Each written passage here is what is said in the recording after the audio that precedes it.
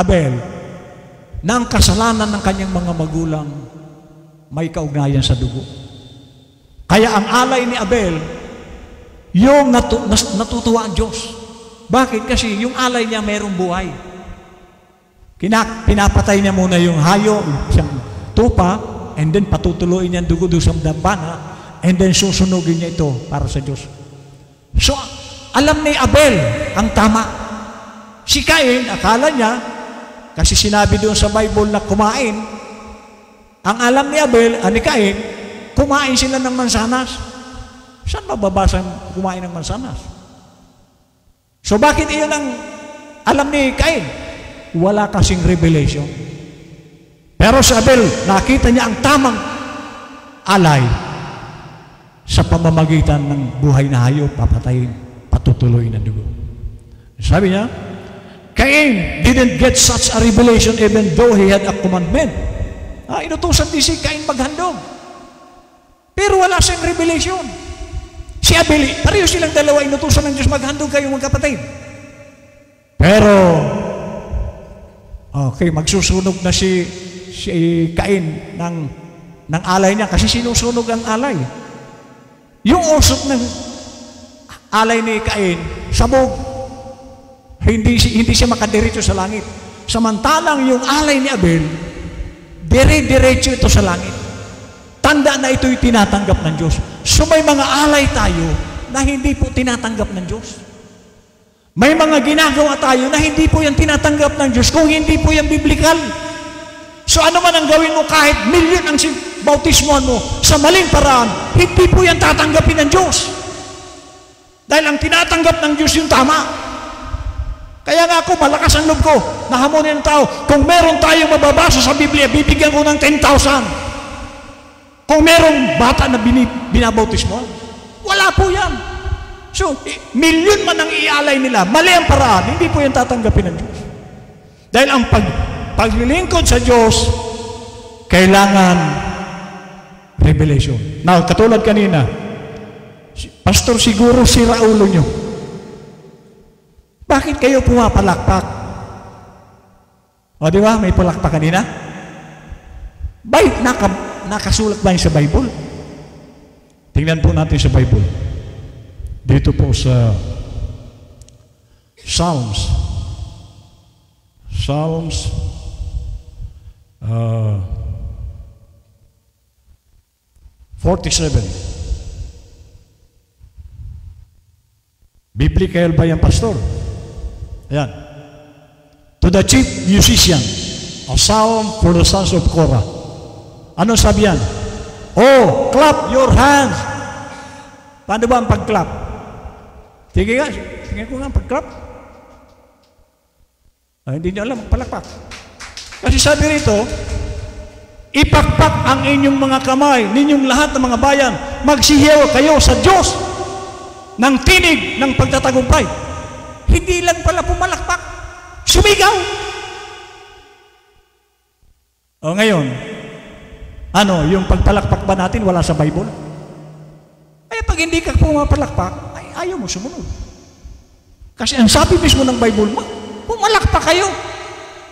Lakasan yung awit para lumayo sa Satanas. O, ngayon, nakita nyo na ang ating ginagawa nakasulat. O, yan. Balik tayo sa ating mensahe.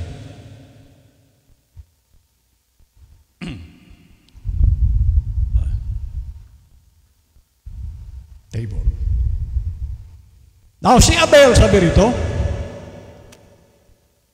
by faith, he received the revelation of the blood. Cain didn't get such a revelation. Even though he had a commandment, so he couldn't offer the right sacrifice. Hindi siya makaalay ng tama. Kasi hindi niya alam kung anong iaalay niya. But si Abel, alam niya kung ano ang dapat niyang ialay. Kaya tuwang-tuwa sa kanya ang Diyos. So kung tayo, may ginagawa tayo para sa Diyos kamo at hindi yun ang paraan ng Diyos, nagsayang ka lang ng oras. Dahil ang nais ng Diyos, sumunod tayo sa kung ano ang gusto niya. Hindi siya yung gusto natin. Kaya yung iba, ang sinusunod nila yung gusto nila. No. Alalahanin natin merong Diyos tayong pinaglilingkuran at kailangan tama ang ginagawa natin. Hindi yung sarili nating kaisipan. It was a revelation from God that made the difference and gave Abel eternal life. Ayun. Si Cain walang buhay na walang hanggan. Bakit? Rebelde. Hindi sa sumusunod sa Diyos. So, tulad na sinabi ko kanina, ang papasok lang sa langit, yung sumusunod sa Diyos. Pag hindi ka sumusunod sa Diyos, ihanda mo ng katawan, aadubuhin ka sa impyerno. Kaya ngayon pa lang, para ma-practice ka na, doon sa bahay mo, bubili ka ng isang sakong uling araw-araw, practicein mo ng ihawin ang sarili mo. Para pagdating mo sa impyerno, sanay ka na. Brad, mag-practice ka na kung doon ka pupunta. Ang sabi rito, now you might take what the pastor says or what the seminary teaches, and though it might be told to you with eloquence until God reveals to you that Jesus is the Christ and that it is the blood that cleanses you and that God is your Savior, you will never have eternal life. Kahit gaano kagaling ang magturo sa iyo, kahit maraming diploma ang magturo sa iyo, pinakamatalino pa ang magturo sa iyo, kung hindi maghahayag sa iyo ang Diyos, hindi mo makakamtan ang buhay na walang hanggan. It is the spiritual revelation that does it. So, tao, ibig sabihin, kahit turuan ko kayo ng turuan, kung hindi kayo personally hayagan ng Diyos ng tama, hindi nyo makakamtan ang buhay na walang hanggan. Dahil ang kaligtasan, hindi kay pastor, hindi sa sino man, ang kaligtasan si Jesus Christ lang. Amen. Now I said that this book of Revelation is the revelation of Jesus and what He's doing in the churches for those 7 ages. It is a revelation because the disciples themselves didn't know these recorded truths. It had not been previously revealed to them. So ang revelation, yung 12 disciples, hindi po nila alam to. Kasi,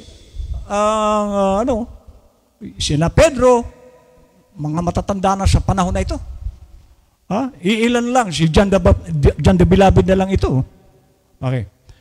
Hindi nila alam yung nakarecord na katotohanan.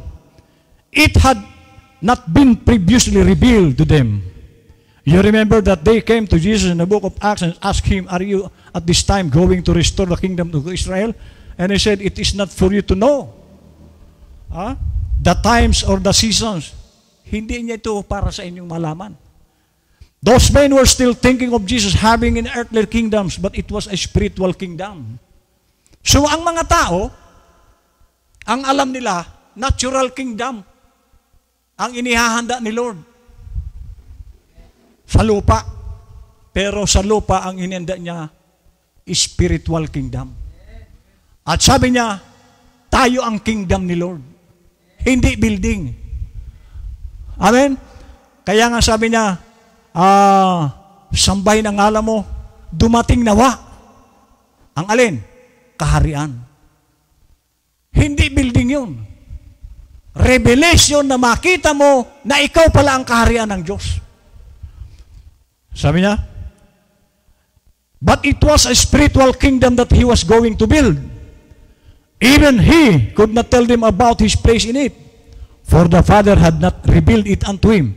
But now, after His death and resurrection, and at this particular time in His mediatorial ministry, He is able to set forth here in this revelation of Himself to John what His glory and presence in the church would mean and do. Mapalad tayo dahil ito yung panahon na yun. Nalaman natin from Genesis, ano ang mga lihim sa Genesis, sa loob ng 66 books, nalaman natin ang mga lihim dyan. While samantalang sila, panahon ni Moses, hanggang Deuteronomy lang ang alam niya. At partial pa, hindi buo. Subalit itong ating panahon, the whole book, inihayag sa propeta natin at nalaman din natin. So, mapalad tayo. In this revelation, He tells us what the end of the devil is. So dito, sa ating panahon ay sinabi ng Panginoon kung ano ang katapusan ng dyablo. He tells how he is going to deal with the devil and cast him into the lake of fire. He reveals the end of the wicked ones who follow Satan. And Satan hates that. Alam nyo ba? Sabi rito, have you ever noticed how Satan hates 2 books of the Bible? Dalawa po ang kinamumuhian ni Satanas sa Biblia. Ano yun? More than all others, true liberal theologians and scientists, he is always attacking the book of Genesis and the book of Revelation. So ang kinagagalitan ni Satanas na aklat sa buong Biblia, sa 66 books na yan, dalawa lang doon ang takot si Satanas. At galit na galit siya sa dalawang aklat na yan. Ano yun? The first and the last book. The first book is Genesis and the last book is Revelation. Diyan galit na galit si Satan. At bakit naman, Pastor, galit si Satanas? Okay. Now, ito.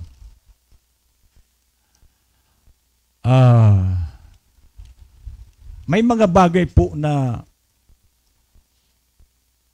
nandyan sa kanya, hindi niya alam. Kasi tayo po, kung hindi mo alam kung paano banggain si Satanas, talo ka. Amen. Now, kung kilala niyo po si John Rockefeller, dati siya po ang pinakamayaman sa buong mundo. Ngayon, si Bill Gates na yata, o mayroon pang mas mayaman kay Bill Gates. Noong panahon na yun na si John Rockefeller ang pinakamayaman sa buong mundo, minsan po kumain siya sa restaurant at nasarapan siya sa pagkain. Kaya bukod sa bayad, magbibigay pa siya ng tip. At tinawag niya yung waiter. Waiter, halika. Magkano ito na nakain ko? Namin. Sir, wag na po. Bakit wag na? Malulugi itong may-ari ng restaurant na ito. Wag na po, sir. Wag na kayo magbayad. Ay, ba't ayaw mong magpabayad? Malulugi ang may-ari. Sir, sa inyo po ito. Kanino rin yung restaurant? Pag-aari niya, hindi niya alam. At mayroong mga ganyan na nandyan sa iyo, hindi mo alam. Maraming Kristiyano na meron siyang magagandang bagay na hawak. Halimbawa, katulad ng sabi ng Panginoon, palalayasin yung dyablo. Ay marami, imbis na palayasin ang dyablo, sila ang pinapalayas ng dyablo. Kasi hindi niya alam kung anong authority meron siya. Ang sakit, pagalingin nyo, sila yung inaatake ng sakit. Bakit? Hindi kasi nila alam ang authority nila. So si Satan, kung alam mo ang authority mo kay Satan, tatalunin mo siya. Pero bakit maraming talo ni Satanas? Hindi nila alam ang authority nila. Pag binigyan na sila ng sakit, ay magtitiis na lang sila na pwede naman nilang pagalingin ang sakit. Pero nagdudusa, bakit? Hindi kasi nila alam ang authority nila. Kaya hanggang sa namatay na lang sa sakit, wala silang ginawa. Kung yung ibang tao na pinapanalangin natin gumagaling, tayo hindi gumagaling, mali yun. Mas dapat tayo ang gumaling dahil tayo ang nagpapalayas ng sakit. Sabi rito, pangalawa, kasi pag hindi mo alam ang tungkulin mo, tingnan nyo na po lang ang mga pulis. Hindi ko naman nilalahat. May mga pulis sangkot sa sindikato. Sangkot sa pulburon. Di ba masarap yan, Pastor, pulburon? Shabu. Bakit sila sangkot? Kasi hindi nila alam ang pagkapulis nila. Mayor, governor, congressman, presidente, senador, nasasangkot sa mga mali. Bakit? Hindi kasi nila alam yung tungkulin nila. At mahirap kapag hindi mo alam ang tungkulin mo. Kristiyano. Ang dami ko pong nababalitaan na Kristiyano. Ang iba pastor mismo na nalublob sa kasalanan. Bakit? Kasi hindi nila alam kung ano ang kanilang papel. So tayo po, meron din tayong papel dito sa Panginoon na pag hindi mo alam, hindi mo magagampanan yun. Amen. Oh. Now, sabi po rito, in both of these books, we find Satan's origin. So doon sa Genesis, kasi doon sa Genesis, in-expose doon ng Biblia ang kanyang modus operandi. Ano ang kanyang ginagawa para katulad ni Adan at Eva, nadaya niya? Ang ginamit niyang technique, lust of the flesh, lust of the eyes, and pride of life. At hindi nagbabago si Satan ng paraan niya. Hanggang ngayon, ang ginagamit niya para matukso ang tao, higit sa lahat, pride. Kapag po ang tao punong-puno ng pride, punong-puno yan ng galit. Wala kang kasalanan, galit sa'yo. Pride. Amen. Kaya kung punong-puno ka ng pride, baka pati si pastor galit ka, wala namang ginagawa sa'yo. Kasi iyan po ang nature ni Satanas. Pride! Kaya hindi ako nagtataka, bakit may galit? Wala ka namang ginagawang kasalanan. Kasi sabi ko nga sa inyo, mayroong pumupunta dito. Lagi nandito, pinapakain namin ni Jackie. Ang tasa niya, pinakamalaking tasa namin dyan. Oh. Tama? Ang laki ng tasa niya dyan. Pero, pumupunta pala rito para mangahoy ng impormasyon para makagawa ng gulo. At meron ding mga taong kaya siya dumadalo para humanap ng impormasyon dito, ibabalita doon sa kung sino yon para magkaroon sa amin ng galit. Diyan po ang totoo. At pag puno ng pride yung tao, matutuwa yung sa chismis. Tuwan ang saya ng taong yung sa chismis. Amen. Pero tandaan nyo ito. Lahat ng may matataas ang pride, ibabagsak ni Lord yan. Sigurado yun. Ito, pulpito po ito. Pag mataas ang pride mo, ibabagsakan ng Diyos. Amen. Kaya tayo tinuturuan magpakababa. Tulad ni Jesus Christ, nagpakababa siya. Isang Diyos. Nang magkatawang tao. Naglingkod sa mga tao. Nagpagaling ng mga may sakit. Ipinako sa cross. Walang imik. At yung mga gumawa ng kalukuhan sa kanya, sabi niya, Ama, patawarin mo sila.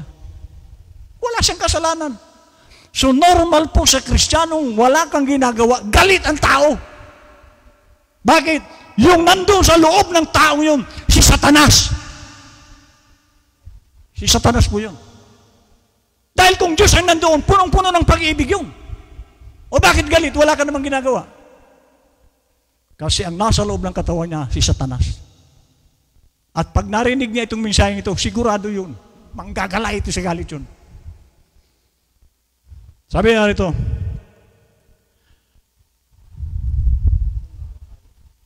always attacking the book of Genesis and the book of Revelation.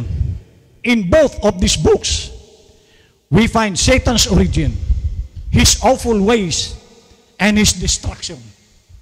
So nahayag sa Genesis, lalo na sa Revelation, kung paano si Satanas susunugin sa impyerno at yung mga kasamahan niya.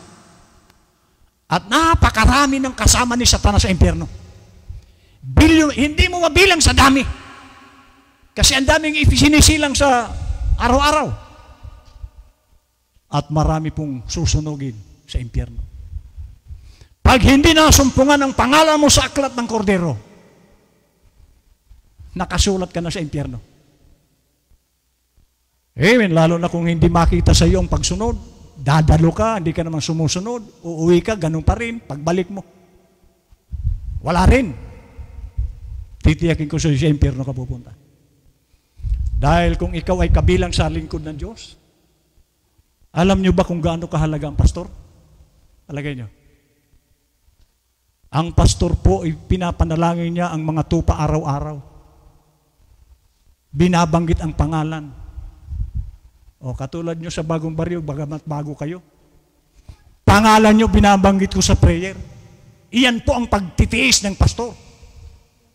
Tinuturuan tayo, paano tayo maligtas? Pagkatapos kakalabanin mo, impyerno. Amen. Kaya sana, meron tayong pag-iisip na maka-Diyos. Pagsunod. Amen. Sabagay, wala naman siguro niyan dito. Meron ba? Taas nga ang kamay. Wala naman siguro. Sabi niya, His awful ways and His destruction. Nakasulat po yan dyan sa dalawang aklat. Genesis and Revelation. That is why He attacks them. He hates to be exposed. Iyan po ang ayaw ni Satan. Kaya nga, tingnan nyo. Galit si Satanas ma-expose. At maging sa tao na kinalalagyan ni Satanas, pag na-expose mo yan dito sa pulpito, nanggagalaiti sa galit yan. Bakit? Kasi nabalatan siya. Nalaman yung mga kahinaan niya. Iyan po ang galit na galit si Satanas. Yung mabalatan siya. Ma-expose yung kanyang ginagawa. May mga taong ganon, na pag naririnig yung dapat sana magbago, galit. Amen. And in those books, he is exposed for exactly what he is.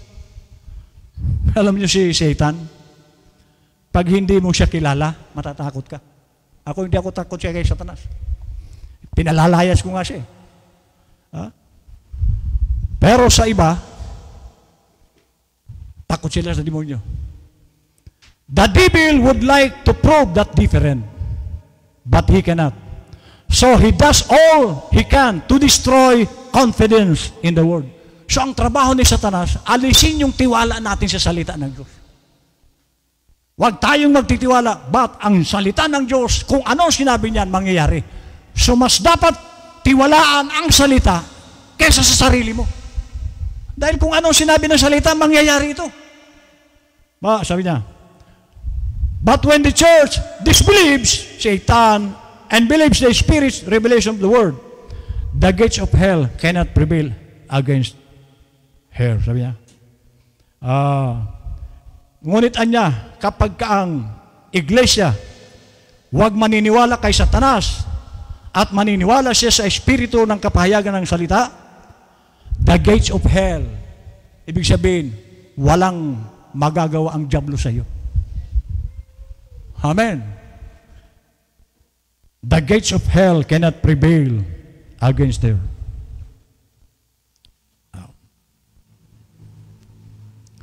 Let me show you another reason why Satan hates this book of the revelation of Jesus Christ in the church. Bakit? Bakit galit na galit si Satanas sa aklat ng Revelation? Okay. He knows that Jesus Christ is the same yesterday and today and forever. Kaya galit siya sa Revelation kasi alam niyo si Satanas, marunong yan. Pag ikaw ay, sabi nga sa salitang tatanga-tanga, mas marami siyang alam sa iyo. Hello? So si Satanas, alam niya si Jesus. Bakit kilala niya si Jesus? Magkasama sila dati sa langit. Paano hindi niya kilala? O ikaw, nakasama mo na ba sa langit si Jesus? Ha? Ngayon pa lang, naaalala na natin. Pero si Satan, personal, kasama niya si Jesus. Kaya kilala niya. Kilala niya na siya ang Diyos. Mga pastor, hindi nila kilala ang Diyos si Jesus. Ang kilala nila tatlo. Si Satan, Alam ni Satan, isa lang ang Diyos. Pero ang mga pastor na iba, ang alam nila tatlo. Yung iba, dalawa. Ama at anak.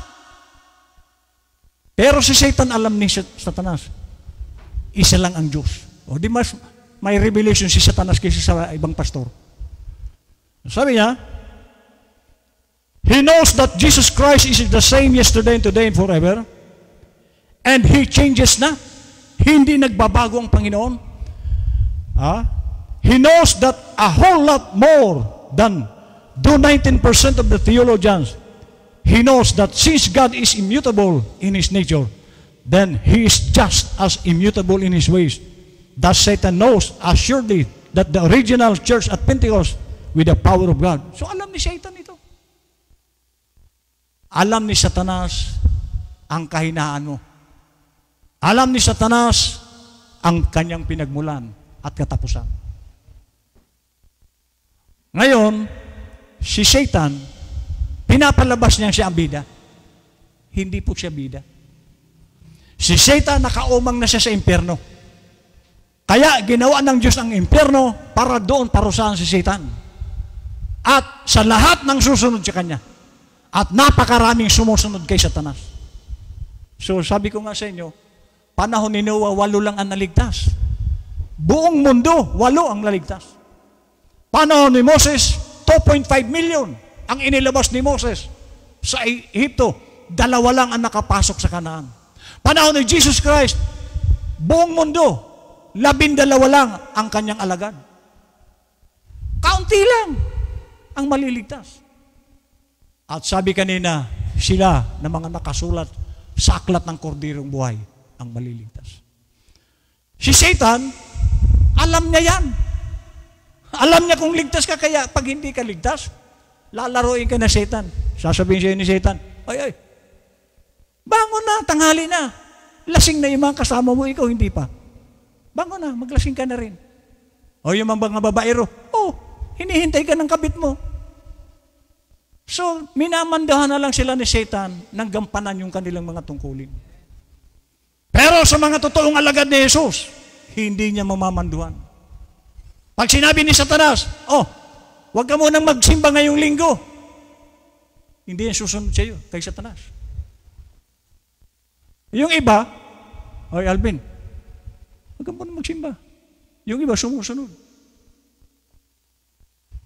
Kapag ang linggo kinalimutan mo, sinuway mo ang Diyos. Itong linggo, araw ito ng Panginoon. Kailangan ibigay mo sa Diyos ang para sa Diyos. Sabi niya, now remember this. Christ in the true church is a continuation of the book of Acts. Sa atin daw panahon. Sabi niya, ang tunay daw na church ay ang pagpapatuloy ng Book of Acts. Sa Book of Acts, kaya po tinawag na Acts, kasi dyan nag-demonstrate ng power ang mga alagad. Sa pamamagitan ni Jesus. So kung ikaw, iglesia ka ng Panginoon, ngayon, ikaw ang Book of Acts ngayon. Na dapat nakikita rin sa iyo ang power ni Jesus. Kasi continuation sabi rito. The true church is a continuation of the book of Acts. But the book of Revelation shows how that the Antichrist spirit would come into the church and defile it. So sabi rito, ang book of Revelation, ipinakikita rito na ang mga Antichristong espiritu darating sa iglesia at sisirain ito. Gagawin itong lukewarm. Ayan, sabi rito, making it lukewarm, formal, and powerless. Walang kapangyarihan. Ano yung lukewarm? Hindi siya mainit, hindi naman malamig. Nag-aagaw yung init at lamig. At sabi ni Lord, ang ganitong klaseng church, isusuka ko. Kaya maraming isinuka na si Lord na believer dahil lukewarm. Ano yung lukewarm? Sila yung mga taong pupunta lang sa church. Wala nang ginagawa. Lukewarm po ang tawag dyan. Walang init, wala siyang pangangaral, wala siyang pagsishare na maipakita niya sa Diyos na siya'y mainit. Lukewarm po ang tawag dyan ni Jesus. At sabi ni Lord, kapag ako'y ikinahiya nyo, ikahihiya ko rin kayo. Masakit po yun. Kaya ako ito, totoo, gagawin ko po ito. Mangangaral ako dyan sa palengke. Dati ko nang ginagawa ito sa Alaminos. Sa mga karsada nangangaral ko, ibabalik ko ito. Ayokong pagbintangan ako ni Lord na duwag. O ikahiya niya rin ako pagdating ng araw. Kasi banta po yun ni Lord. Kapag ako'y ikinahiya nyo, ikahihiya ko rin kayo. Kaya kayo dyan sa bagong baryo, mag-invite lang kayo dyan. At darating tayo, mangangaral tayo dyan. O doon nga sabi ko sa inyo sa Binlok nung Friday, nag-aral kami, tatatlo lang yung tumanggap. Hindi naman ito paramihan. Kung ayaw ng tao, sige lang. Basta gagawin natin, mangaral. So, ano ang ginawa ni Satan? Ginawa niyang lukewarm, maligamgam, formal. Ano yung formal? Kasi sabi ng propeta, dapat sa Kristiyano, rugged. Ano yung formal? Yung hindi makabasag pinggan.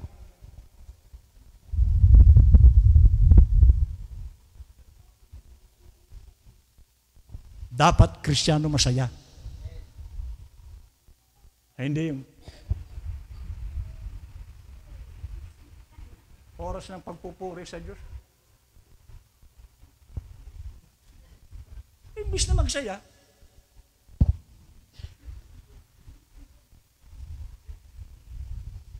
formal.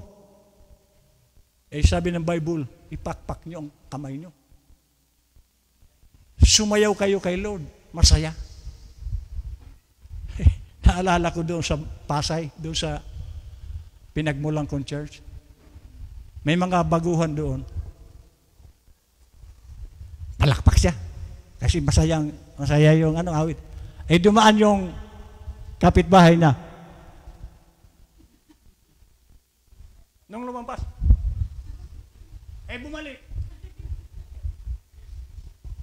Huwag mong ikahiya si Lord. Amen.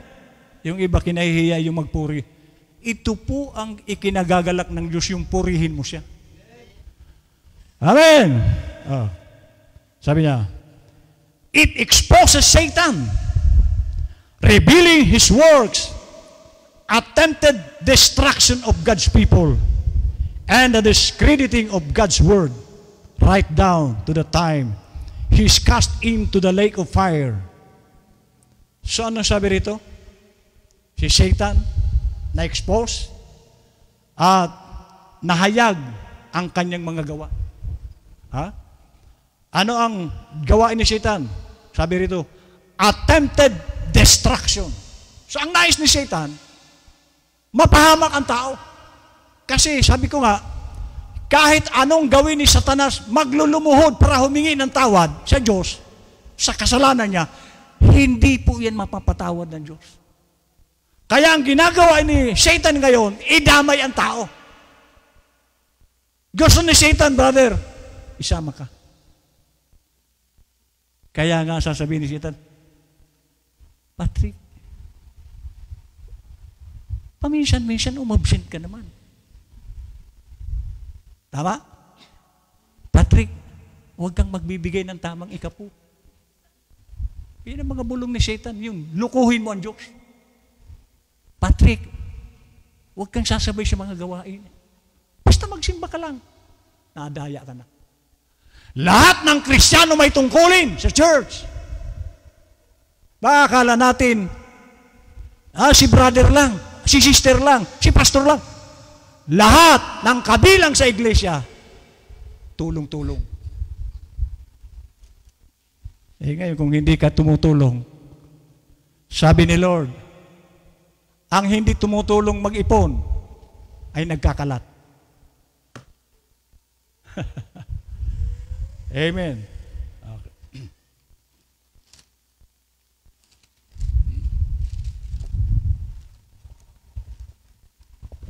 Sabi po rito,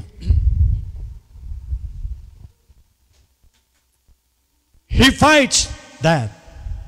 He cannot stand it. Hindi po kaya ito ni Satan na revelation. He knows that if, ito pakinggan nyo, alam ni Satanas, ang alin? He knows that if the people get the true revelation of the true church and what she is, what she stands for, and that she can do the greater works, she will be an invincible army. Ano po ang sabi? Mabigat po ito. Alam anya ni Satan na kung ang mga tao ng Diyos malalaman nila ang tamang kapahayagan ng totoong iglesia at kung sino siya. Kasi po maraming Kristiyano hindi naman niya alam kung sino siya. O basta magsimba lang. Iyon lang ang alam niya. Magsimba. Pero ang tanong, alam mo ba, kilala mo ba ang sarili mo kung sino ka? Kasi ako, mga kapatid dito, sa aking experience, doon sa Sual, meron dyan tubig, na ulitin ko lang, 3 taon na puso, brown ang tubig. Nag-request yung may-ari na ipag-pray. Pinaputi ng Diyos. Hello? Bakit pinaputi ng Diyos? Kilala ko ang sarili ko kung ano ang relasyon ko sa Diyos. Ilang libo na ang pinagaling ng Diyos sa prayer. Napakarami na. Kilala ko ang sarili ko kung sino ako. Tanong, ikaw, kilala mo ba ang sarili mo kung sino ka? Diyan po maraming bagsak na Kristiyano. Dahil hindi nila kilala ang sarili nila mismo kung sino sila. Kaya sabi ng propeta, kung kilala, ulitin ko, he knows that if the people get the true revelation of the true church and what she is, what she stands for, and that she can do the greater works, she will be an invincible army.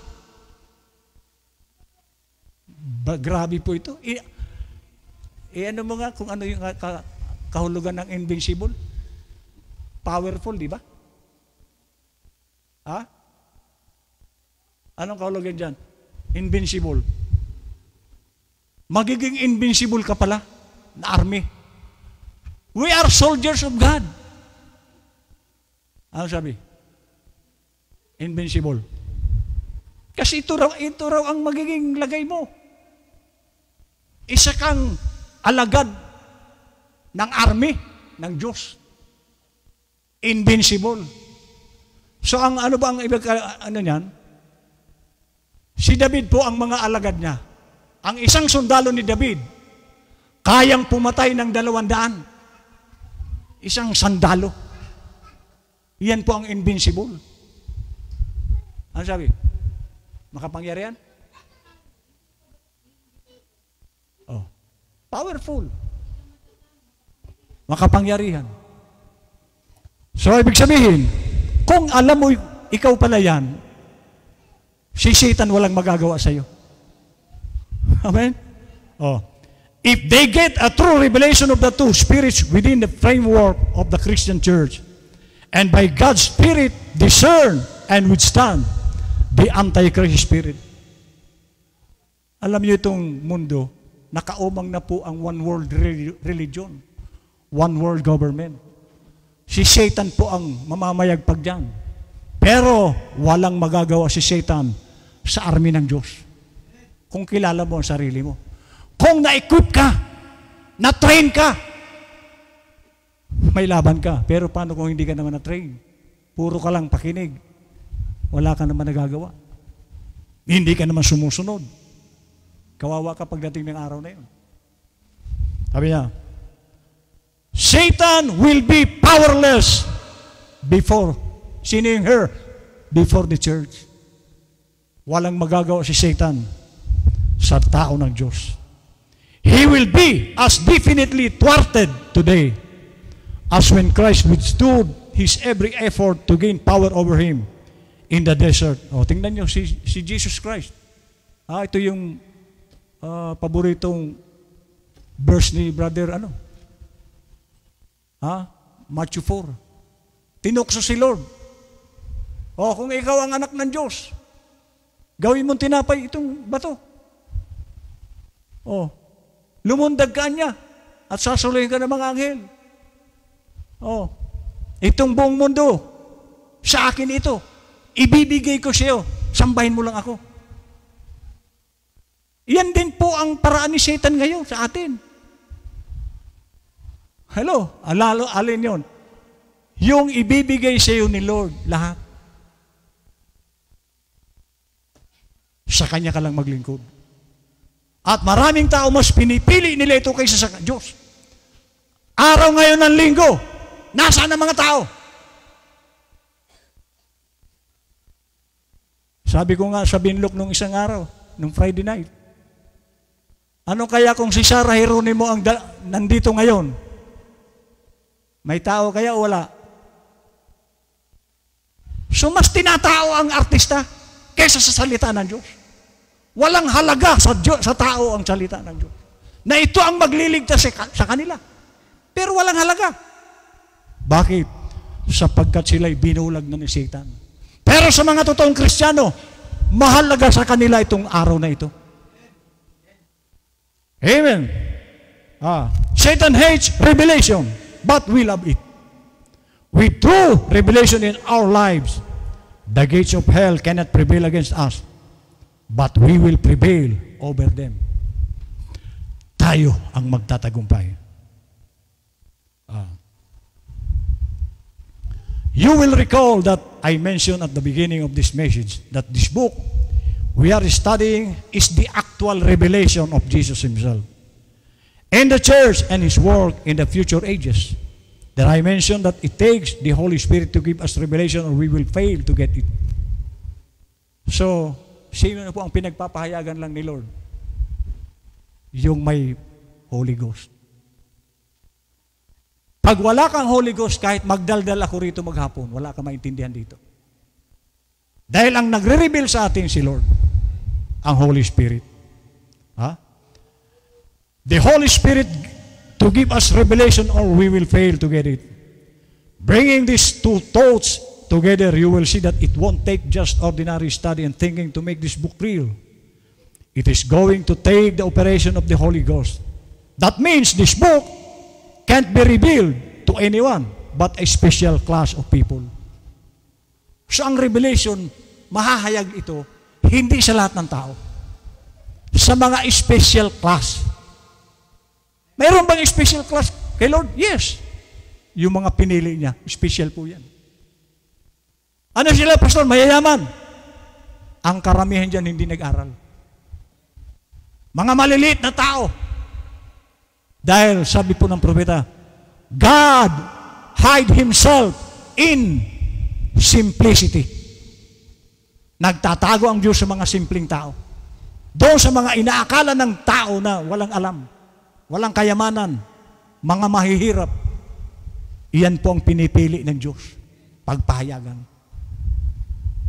Hey, ikaw, pastor, ano natapos mo? Electrical. Engineering. Amen. Pero salamat sa Diyos, na-reveal sa akin ang tamang aral. Sabi niya, last. As I have already said, this book, Revelation, is the consummation of the Scriptures. It is even placed exactly right in the canon of Scripture. So lahat po ito biblical. At then, now you can know why it says that anyone who reads or even hears is blessed. So ngayon malalaman nyo niya kung bakit na sino mang makabasa, makarinig, ay pinagpala. So mapalad po ang nagbabasa, nakikinig. Mapalad po yan. It is the revelation of God that will give you authority over the devil. So pag nalaman mo na may authority ka pala laban sa diablo, iyan po ang invincible army. Na si Satan pala talo mo. Yes. Kung kilala mo ang sarili mo, hindi ka matatalo ni Satan. Kaya nga, pwede mong palayasin si Satanas. Amen? And you can see why they would add or take from it would be cursed. Kaya ang Bible, dagdagan mo ito, bawasan mo, may sumpa. Kung ano lang ang sinabi ng Bible, doon lang tayo maniwala. For who can add or take away from the perfect revelation of God and overcome the enemy? It is that simple. There is nothing of such prevailing power as the revelation of the Word. Okay. In verse 3, a blessing is pronounced on those who give special attention to this book. So ang pagpapala po ay nasa katulad nyo, na binigyan ninyo ng atensyon ang pakikinig. Pero kung ang salita ng Diyos, i-ignore natin, wala pong blessing dyan. Dahil ang blessing, doon sa nakabasa, doon sa nakinig, at tumutupad ng salita ng Diyos. Amen! Hallowed be thy name.